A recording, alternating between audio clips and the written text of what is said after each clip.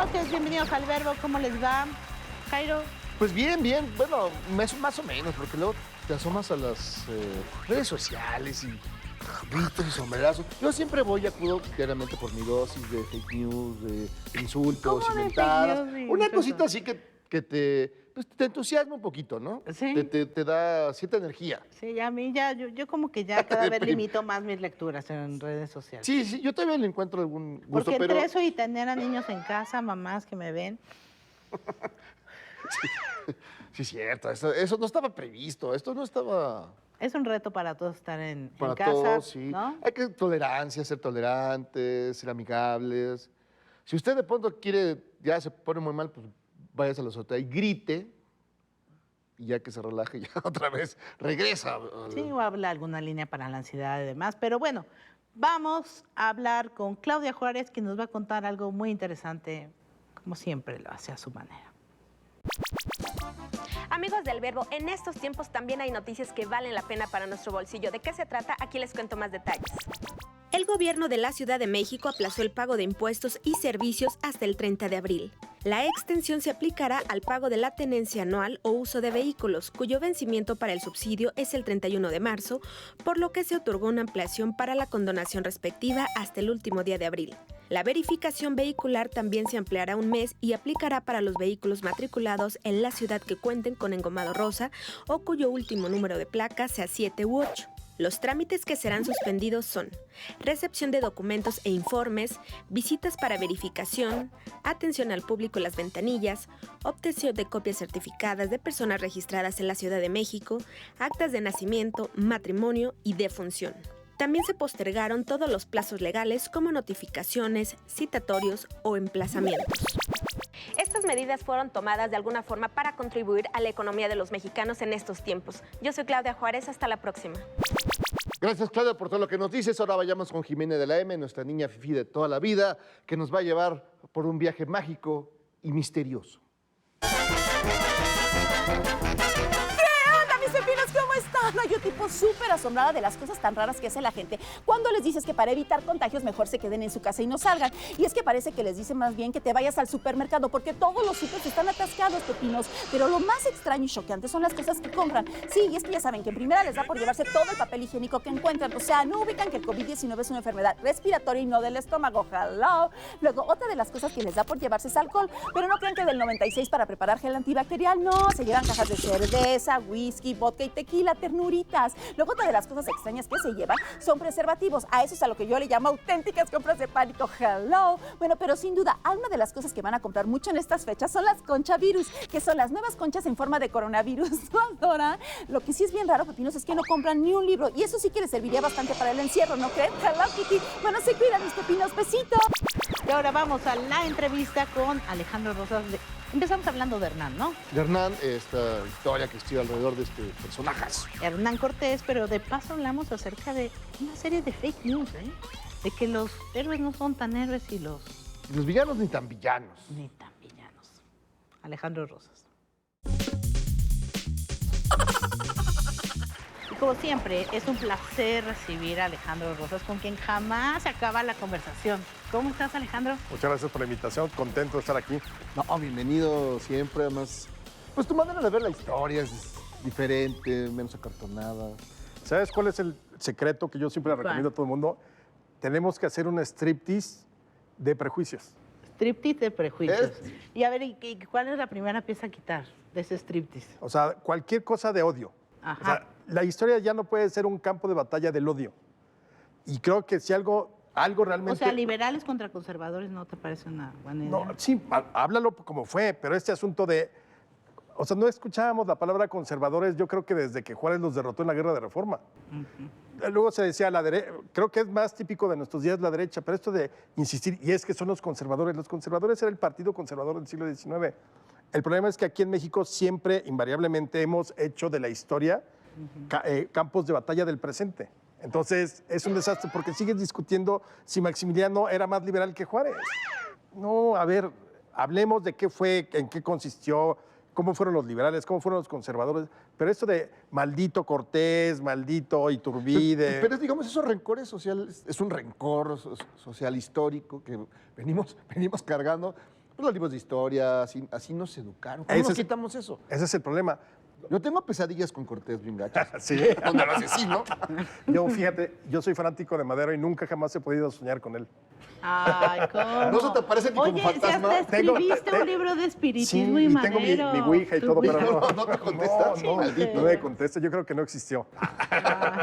No, pero a lo que voy es, ciertamente, el problema es que nosotros nos educamos, sobre todo a partir de la segunda mitad del siglo XX, nos educaron de una manera muy particular de ver la historia, buenos y malos, punto. Sí. O los grandes héroes, Juárez, Madero, Carranza, Y los Zapata, traidores. y los terribles enemigos de la patria, Porfirio, Iturbide, Santana, Cortés y los demás, ¿no? Entonces, fue muy clara la división. ¿Qué tenemos que hacer ahora? Ir en sentido contrario para recuperar la historia, pero para empezar entendiéndola en su contexto.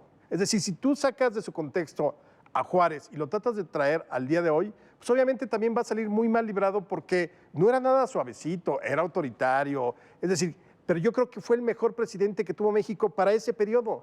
Cuando te dicen, es que Juárez ha sido el mejor presidente de la historia de México, a ver, ha sido el mejor presidente cuando te invaden los franceses, cuando tienes que combatir a los conservadores y cuando tienes que luchar contra el imperio de Maximiliano. Fuera de ahí, es muy difícil compararlo contra qué, ¿no? Por ejemplo, ¿cómo imaginas a Juárez en la expropiación petrolera? Yo creo que, fíjate que él no hubiera expropiado. Pero es nuevamente, entonces yo ya lo saco de contexto y ya se permite muchas Que te van a linchar a la salida. Claro, gracias, ¿eh? Pero, ahora, si es un striptease, ¿qué música le pondrías? No, pues suena muy sensual, porque el striptease tiene que ser, aunque sea de prejuicio. Sí, y entonces de pronto sí, los odios, las fobias. Tratemos, tratemos de encontrar, entender a los personajes en su contexto. Y eso entonces te permite abrir, es decir, como estas curaciones de cuando hay que perdonar a los demás y no tenga rencores y todas esas cosas, bla, bla, bla. Así, o sea, te acercas a Cortés. Cortés, que fue un personaje importantísimo para para la primera mitad del siglo XVI, muy bien, y qué encuentra, con quiénes se encuentra, en qué momento, cuáles son las circunstancias, y vas desmenuzando, sin prejuicios. Acércate a la historia sin prejuicios, creo que ese sería. Pero Sí. perdón. No, y contemplando que pues, el hombre es él y su circunstancia, ¿no? Absolutamente. Siempre. Claro. Pero digamos, pero es fácil quitarnos, quitamos todos los prejuicios sobre Cortés, este personaje. Porque vamos a hablar de Cortés. Porque vamos a hablar de Cortés, Tarde o porque este es el temprano, libro ¿verdad? Cortés del Tarde o señor temprano. Alejandro Rosas. Pero, ¿cómo desprender de, pues, ok, pero sí hizo matazones y sí hizo perrada y media? O sea, digamos, Y onda en Cholula, ¿no? hechos Mató a todo el concretos mundo. históricos de que sí cometió crímenes que ahorita lo llevarían a una persecución por todo el Bajío, ¿no? Claro, pero entonces, nuevamente, no te salgas de ese contexto.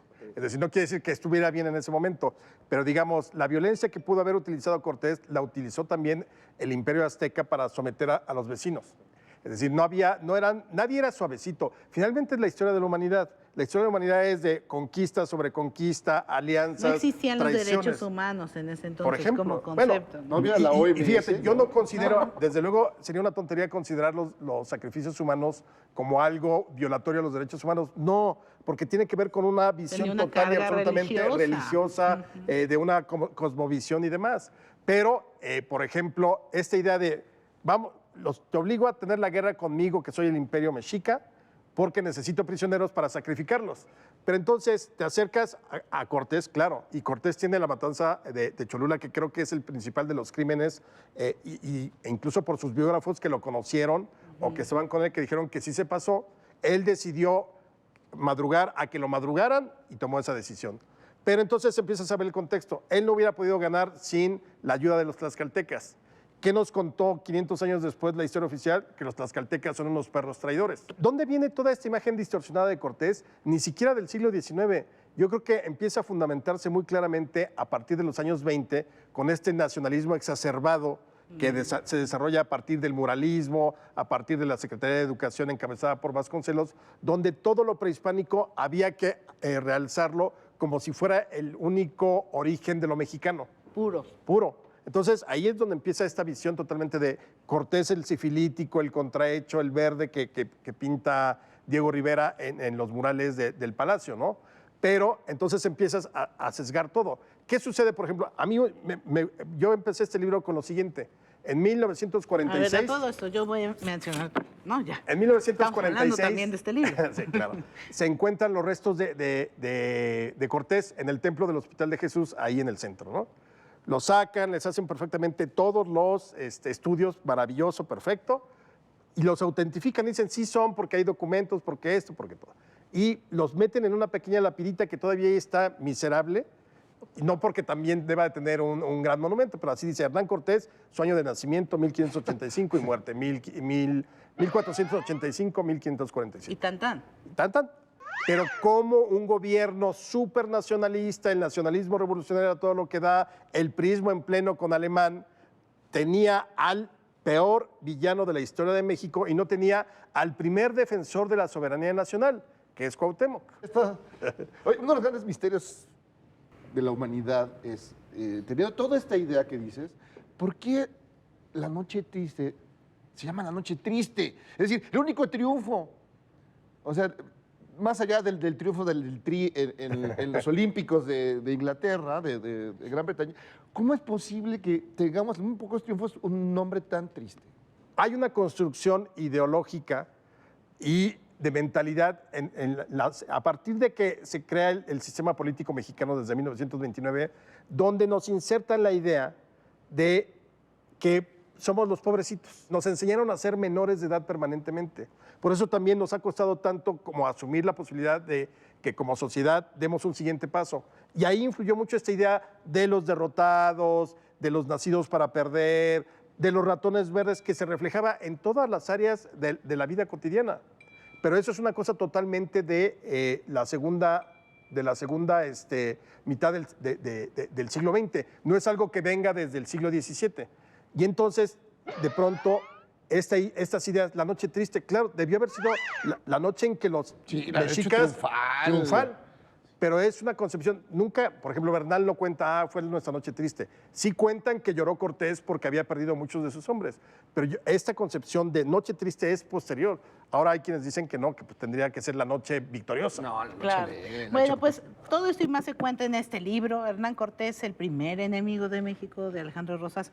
Esto y pues todo lo que siempre escribes, ¿no? Y tus participaciones Divulgación. aquí en ADN El 40. striptease que le gusta El aquí. striptease que le gusta practicar, Alejandro Rosas, histórico. Oye, pero hay que decirlo, no es novela. Tiene la portada de la serie, porque resulta que el libro rápidamente hacen la serie y la productora me busca para hacer un libro que complemente a la serie, porque pues, en 8 capítulos es muy difícil contar. Ese es el resultado. No vas a leer la serie, pero no es un libro novelado, es divulgación histórica. Todo lo que vean ahí es comprobable. Comprobable. Bueno, pues muchas gracias por venir, Alejandro. No son fake news. ni Es nada. un no es un fake news. Otro día hacemos uno de fake news históricas. Ya, vamos a hacerlo, es buenísimo. Está Fake news buenísimo. históricas, sí. Frases que ustedes jurarían que fueron dichas y que creen. No. Bueno, esto fue el Vero. Muchas gracias. Buenas noches. Gracias. Chao.